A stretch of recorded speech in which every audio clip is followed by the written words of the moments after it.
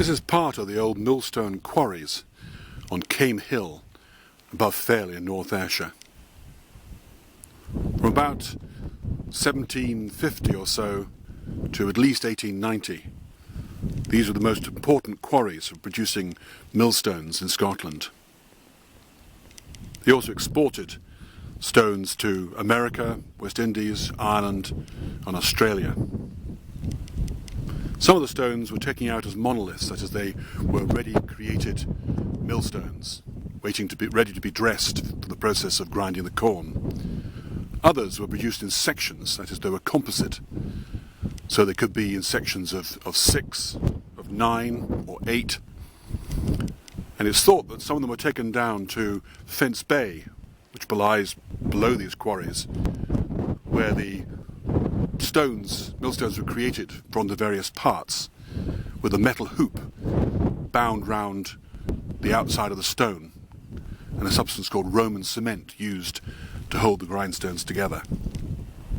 Here's a stone in 4 sections, waiting to be removed. And here's a smaller finished piece, maybe for an 8 sectional composite stone. There are various stories about the transport of millstones, particularly the completed stones, the monoliths. They had a hole in the centre for which a large wooden axle called a wand was placed, and then at least 4 people would roll that stone either to the mill itself or to the nearest place where it could be transported. It's even said that the width of the country lane was determined by the need to have 2 people either side of the millstone. Another story is that of a conventicle taking place, that is, the Covenanters holding a prayer session, a religious service in a remote area. And some people who were moving a millstone nearby, it broke away. Now they were on their knees praying, those at the conventicle, and this stone seemed bound to hit at least one, but it missed them all. They took that as a sign that God was protecting them. That was probably up by Drum Clock, where the famous battle took place that the Covenanters won. Many famous mills in Ayrshire and elsewhere in Scotland used millstones from here. One, for instance, is the one at Millmannoch, near Low Coylton, famous for its associations with Nellie Kilpatrick, who is said to have been the first girlfriend of Robert Burns. It's known that these quarries were still functioning at a low level of output in the 1890s, but by that time the substitutes using steel rollers were rapidly replacing mills. They may have had some shelters here as well.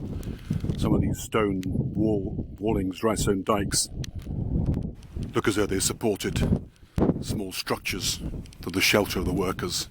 An example of the quartz-rich sandstone.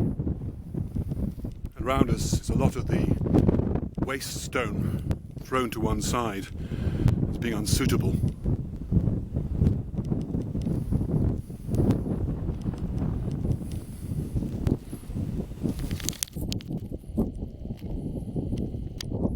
Here's evidence of how the stones were split apart. First of all, using special hardened tools, these holes were drilled. And then, without using explosives, you could either split the stone by placing a number of these along one line, or you could hammer in wooden plugs, and by pouring on water, that would cause it to swell, which would split the stone along a line of weakness. The old quarry face up here shows evidence of the same procedure. So as not to waste the precious stone, some of these sectional stones had a centre, an eye, that was made of a cheaper type of rock, a rock that was not used for the milling process.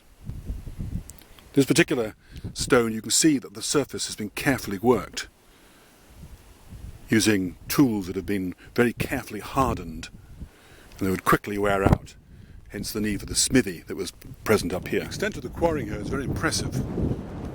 Also, the sheer amount of waste material. Sadly, there are very few records of the work that took place here. For instance, we don't even know whether they had a narrow gauge railway system That is, a simple narrow gauge tracks, maybe horse-drawn carriages, wagons. There's no direct evidence of it, other than some of the paths here are very substantial. These neatly stacked piles of stones look more as if they've been put to one side, waiting to be worked on. From their size, you assume there must have been some form of crane here to move them.